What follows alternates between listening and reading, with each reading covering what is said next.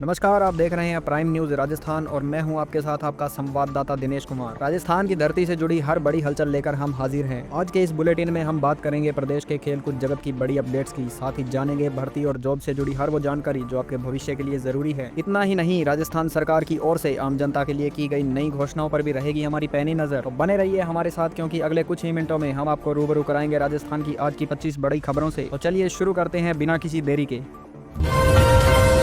राजस्थान में कड़ाके की ठंड और कोहरे का सितम जारी है। मौसम विभाग ने आज शेखावटी और बीकानेर संभाग के कई जिलों में ऑरेंज अलर्ट जारी किया है। अगले 24 घंटों में शीतलहर चलने और तापमान में 2 से 3 डिग्री की और गिरावट आने की संभावना है। प्रशासन ने लोगों को अलाव और गर्म कपड़ों का सहारा लेने की सलाह दी है।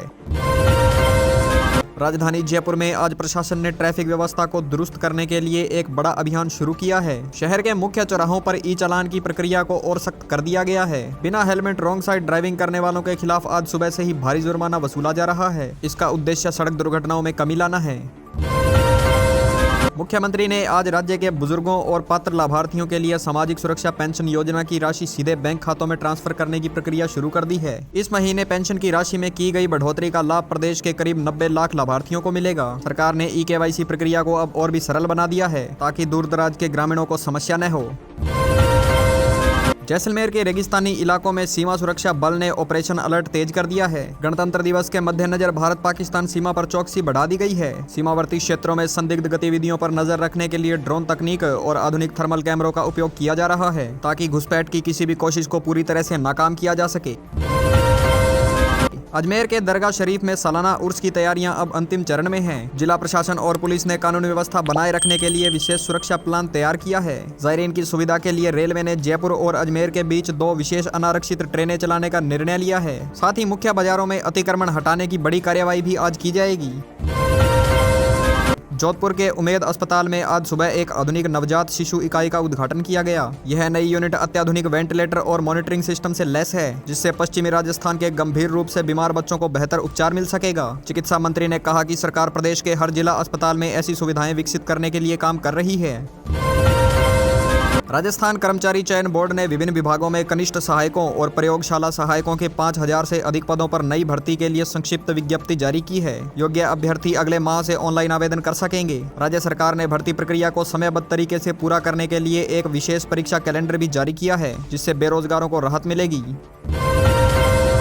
कोटा में कोचिंग विद्यार्थियों के मानसिक स्वास्थ्य को ध्यान में रखते हुए जिला प्रशासन ने खुशी अभियान का नया चरण लॉन्च किया है। इसके तहत अब हर हॉस्टल में एक प्रशिक्षित मनोवैज्ञानिक परामर्श केंद्र स्थापित किया जाएगा। जिला कलेक्टर ने कोचिंग संस्थानों को निर्देश दिए हैं कि साप्ताहिक अवकाश के दिन कोई भी टेस्ट नहीं लिया जाएगा ताकि छात्र तनाव मुक्त रहें।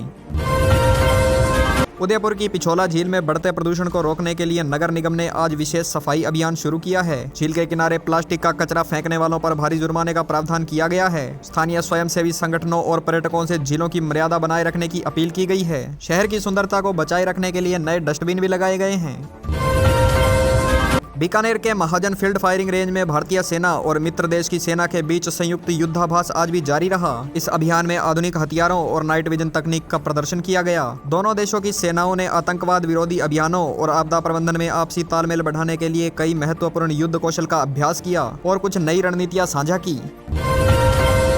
सामाजिक न्याय एवं अधिकारिता विभाग ने उत्तर मैट्रिक छात्रवृत्ति योजना के लिए ऑनलाइन आवेदन की अंतिम तिथि को बढ़ाकर अगले माह तक कर दिया है। यह फैसला उन छात्रों की सुविधा के लिए लिया गया है जिनके कॉलेज प्रवेश या परीक्षा परिणाम में देरी हुई थी। छात्र अब शाला दर्पण पोर्टल के माध्यम से अपनी छात्रवृत्ति की स्थिति की लाइव ट्रैकिंग भी आसानी से कर सकेंगे। सवाई माधोपुर के रणथंभौर नेशनल पार्क से अच्छी खबर सामने आई है, जहां बाघिन T124 के शावकों की हलचल कैमरा ट्रैप में कैद हुई है। वन विभाग की टीम ने मॉनिटरिंग बढ़ा दी है और पर्यटकों के लिए उन विशिष्ट स्थानों को फिलहाल के लिए बंद कर दिया गया है जहां शावकों की मौजूदगी है। वन्यजीव प्रेमियों में इस खबर के बाद भारी उत्साह देखा जा रहा है। भरतपुर के केवलादेव राष्ट्रीय उद्यान में विदेशी पक्षियों का आगमन इस बार पिछले साल के मुकाबले काफी अधिक दर्ज किया गया है। साइबेरियन क्रेन सहित कई दुर्लभ प्रजातियों के पक्षी यहां के जलाशयों में देखे जा रहे हैं। वन विभाग ने पक्षी प्रेमियों के लिए गाइड और ई रिक्शा की सुविधा में बढ़ोतरी की है ताकि पारिस्थितिकी तंत्र को नुकसान पहुंचाए बिना पर्यटन में बढ़ोतरी हो। सीकर के खाटू श्याम जी मंदिर में आगामी लक्खी मेले की पूर्व तैयारियों को लेकर आज मंदिर कमेटी और जिला प्रशासन के बीच बड़ी बैठक हुई। इस बार दर्शनार्थियों की भारी भीड़ को देखते हुए जिग जैग कतारों की लंबाई और बढ़ाई जाएगी। सुरक्षा के लिए ड्रोन कैमरों का इस्तेमाल किया जाएगा और भक्तों को ऑनलाइन रजिस्ट्रेशन के बाद ही प्रवेश देने की योजना पर विचार किया जा रहा है। पाली जिले में मारवाड़ जंक्शन के पास आज सुबह एक मालगाड़ी के डिब्बे पटरी से उतरने के कारण दिल्ली अहमदाबाद रेल मार्ग पर यातायात प्रभावित हुआ है। रेलवे की तकनीकी टीम मौके पर पहुंच गई है और ट्रैक बहाली का काम युद्ध स्तर पर जारी है। कई यात्री ट्रेनों को आंशिक रूप से रद्द या डाइवर्ट किया गया, जिससे यात्रियों को परेशानी न हो। बाड़मेर के रिफाइनरी क्षेत्र में औद्योगिक विकास को गति देने के लिए रीको ने नए इंडस्ट्रियल जोन की घोषणा की है। यहां पेट्रोकेमिकल आधारित लघु उद्योगों को स्थापित करने के लिए जमीन का आवंटन रियायती दरों पर किया जाएगा। इस परियोजना से स्थानीय युवाओं के लिए अप्रत्यक्ष रूप से हजारों संख्या में नए रोजगार के अवसर और स्वरोजगार के रास्ते खुलने की उम्मीद जताई जा रही है।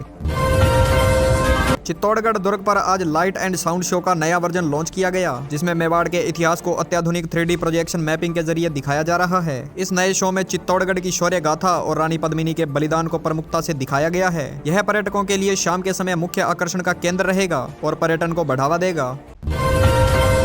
प्रदेश के सहकारी बैंकों ने किसानों के लिए कम ब्याज दर पर आपातकालीन फसली ऋण योजना की नई किस्त जारी की है। इस योजना के तहत किसान अब मोबाइल ऐप के जरिए भी ऋण के लिए आवेदन कर सकेंगे। सरकार ने स्पष्ट किया है कि जिन किसानों ने अपना पिछला बकाया समय पर चुका दिया है, उन्हें बिना किसी देरी के तुरंत नया ऋण स्वीकृत किया जाएगा।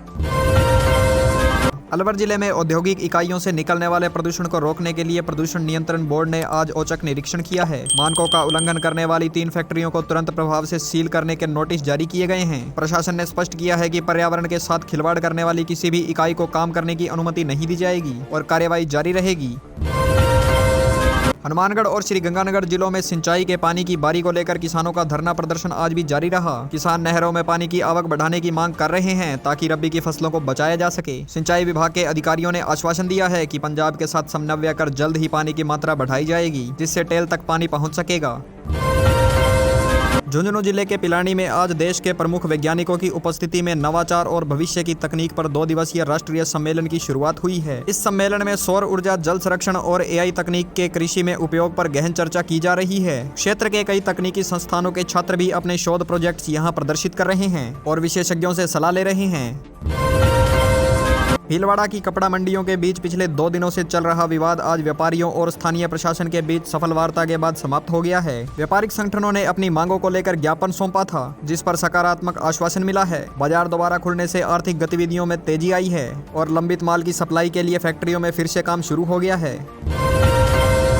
राजस्थान पुलिस ने आज ऑपरेशन क्लीन के तहत राज्य भर में मादक पदार्थों के तस्करों के खिलाफ बड़ी कार्रवाई को अंजाम दिया है। झालावाड़ और प्रतापगढ़ जिलों में छापेमारी कर भारी मात्रा में नशीले पदार्थ जब्त किए गए हैं। इस कार्रवाई में कई बड़े तस्करों को गिरफ्तार किया गया है। डीजीपी ने पुलिस टीम की इस सतर्कता और सफलता पर उन्हें पुरस्कृत करने की घोषणा की है।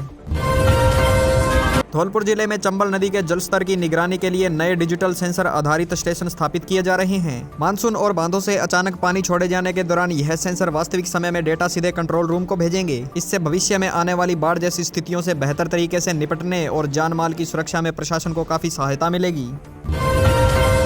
जयपुर मेट्रो के विस्तार को लेकर आज राज्य कैबिनेट की बैठक में महत्वपूर्ण निर्णय लिया गया। मेट्रो के अगले फेज के लिए फंड जारी कर दिया गया है, जिससे सीतापुरा से अंबाबाड़ी तक का काम गति पकड़ेगा। सरकार का लक्ष्य है कि अगले 2 वर्षों में शहर के बड़े हिस्सों को मेट्रो कनेक्टिविटी से जोड़ दिया जाए, ताकि आम जनता को सुगम और सस्ता परिवहन मिल सके।